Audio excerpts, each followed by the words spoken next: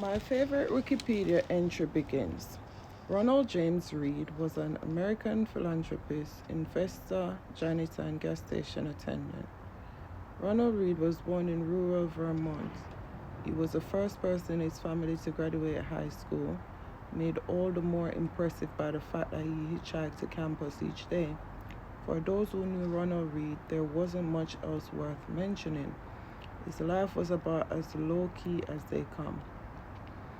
Reed fixed cars at a gas station for 25 years and swept floors at J.C. Penney for 17 years. He bought a two-bedroom house for $12,000 at age 38 and lived there for the rest of his life. He was widowed at age 50 and never remarried. A friend recalled that his main hobby was chopping firewood. Reed died in 2014, aged 92, which is when the humble rural janitor made international headlines. 2,813,503 Americans died in 2014.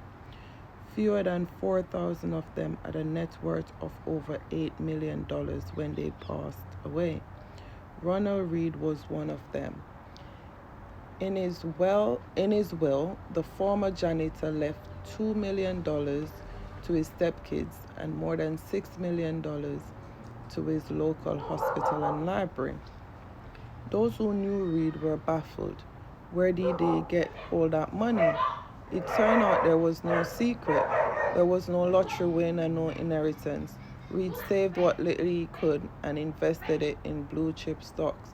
Then he waited for decades on end, and tiny savings compounded into more than $8 million. That's it, from janitor to philanthropist.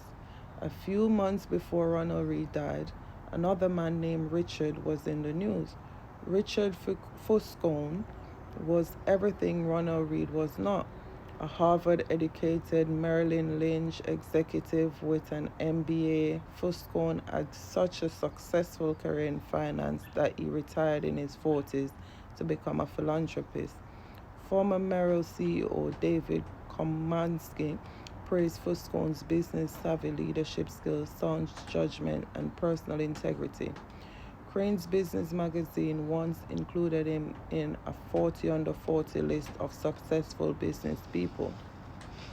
But then, like the gold coin skipping tech executive, everything fell apart. In the mid-2000s, Fuscone's borrowed heavily to expand on 18,000 square foot home